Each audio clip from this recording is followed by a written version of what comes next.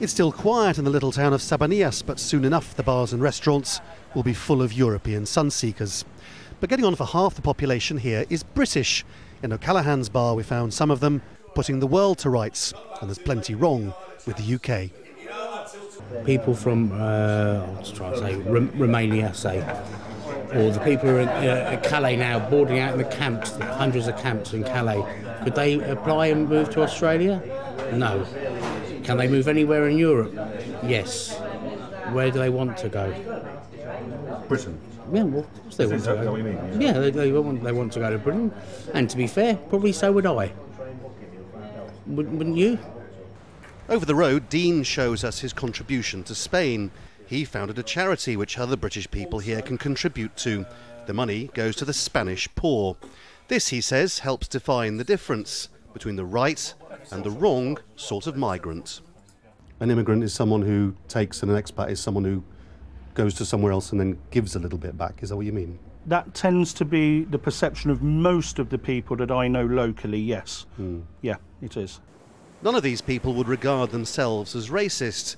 Rather, their perceptions about immigration fall into a bucket of frustrations and misplaced priorities, a sort of bilious rage that comes from reading too many British newspapers. If there were ever an election on the Costa, then the Conservative Party would win with the sort of numbers usually reserved for a Central Asian dictatorship.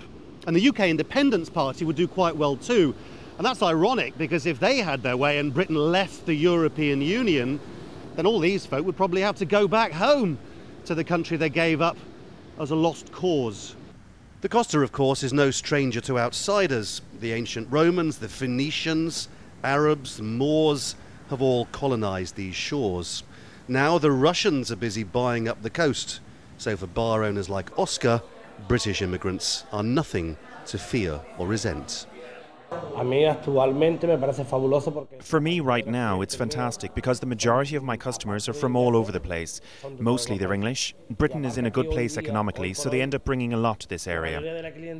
You get the sense that even though many British immigrants here feel the old country has gone to the dogs, their new home can end up a rather lonely place. It certainly looks a bit tarnished and tatty, lacking the glamour and optimism it had half a century ago. In fact, much like the Britain they've given up on. Laurence Lee, Al Jazeera, on the Costa del Sol.